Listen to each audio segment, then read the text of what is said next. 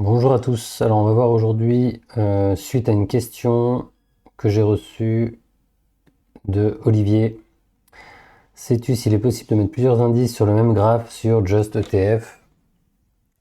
Donc on va comparer, effectivement c'est très simple, on va comparer du plus large au moins large. Donc on va commencer par le MSCI All Country World Index qui comprend à la fois les pays entre guillemets développés et les pays émergents. Ensuite on va rajouter un MSCI World. Ensuite, on va resserrer avec, allez, on va prendre le MSCI Emerging Market. Et on termine avec le SP500 et le Nasdaq. Le Nasdaq qui comprend 100 positions, le SP500, 500. Donc voilà, je vais du plus large au moins large. Alors donc c'est très simple, vous allez sur Just ETF. On va commencer par exemple avec un All Country.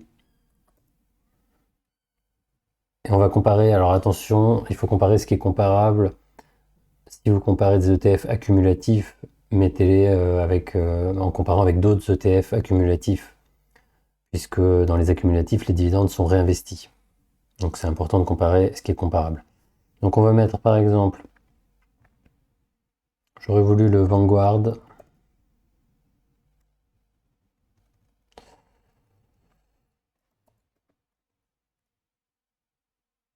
Alors il l'appelle pas All Country World, il l'appelle All World UCITS. Bon allez, on va prendre un, ça revient au même ceci dit, mais je vais rester sur la demande qu'on m'a faite pour vraiment répondre précisément. Donc on prend un accumulatif, par exemple de chez iShares, je vais prendre SPDR ou Xtrackers ou Amundi ou le Vanguard que je vous ai montré tout à l'heure. Donc allons-y pour le iShare. Allez, on va élargir mon écran. Et vous allez dans graphique. Ok, donc là on remonte sur 2011 jusqu'à aujourd'hui, que cet indice a été créé en 2011, en octobre 2011. Alors lors de votre comparaison, ce qui est important aussi, c'est que si vous comparez cet ETF à un ETF beaucoup plus récent, eh bien ça va raccourcir la date. Vous comparez ça à un ETF qui a été créé en 2020, automatiquement, la comparaison va se faire sur une durée courte. Donc là, vous allez tout simplement sur ajouter un ETF pour comparer. Une fois que vous êtes dans le graphique, vous voyez, donc c'est extrêmement simple. Et on va sur un MSCI World, qui s'affiche déjà d'ailleurs. Donc là, on était sur un All Country World, à la fois marché développé et émergent. Là, on va être sur un MSCI World, où ça va être uniquement les pays entre guillemets développés. Toujours en accumulatif.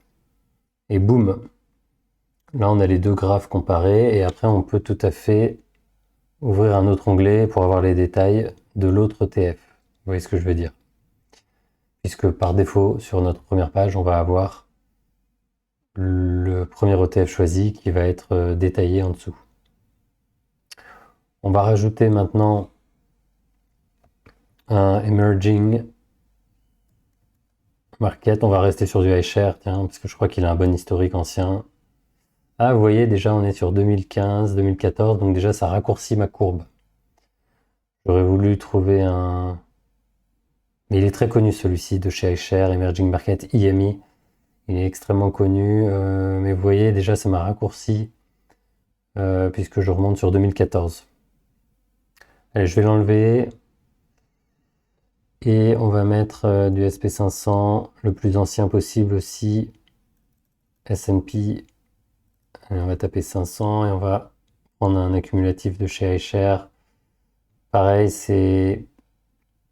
Même si je le mets en max, non c'est bon. Là en max, on remonte sur 2012. Vous essayez toujours d'être au maximum au niveau de l'historique. Donc on voit le All Country World qui est en orange, en bleu le World qui va un petit peu surpondérer le SP500 puisqu'il n'y a pas de pays émergents. Et enfin le SP500 qui surperforme puisqu'on est sur les 500 entreprises américaines et que depuis quelques décennies le marché américain surperforme. Maintenant on va rajouter le Nasdaq, toujours en accumulatif, toujours en maximum. Et on voit que le Nasdaq écrabouille sur le très long terme. Donc voilà, vous voyez, c'est extrêmement simple. pour répondre à Olivier, de comparer.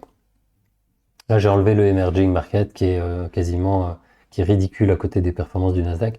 Alors, on peut s'amuser à mettre un Nasdaq leverage. Ça peut être rigolo. On va être sur du 2 fois parce que c'est déjà extrêmement risqué le leverage, que chaque jour ça va démultiplier à la hausse comme à la baisse. Donc il faut avoir le cœur bien accroché. Mais quand on regarde un leverage x2, je ne sais pas aller sur du x3 qui est encore plus risqué, et bien vous voyez qu'on a l'impression que les autres courbes sont à zéro, tellement l'écart est immense, puisqu'on a un plus 4700% sur le leverage x2 dû aux performances des dernières décennies sur les valeurs technologiques. Alors attention, puisque quand il y a eu la bulle Internet en 2000, ça a été une calamité le Nasdaq. Donc un Nasdaq leverage, ça peut être très dangereux. Mais c'était pour vous montrer l'outil comparatif. Voilà, je pense que j'ai répondu aux questions de notre ami. Voilà, je vous souhaite une très bonne journée et puis n'hésitez pas à mettre un commentaire, une remarque dans la vidéo.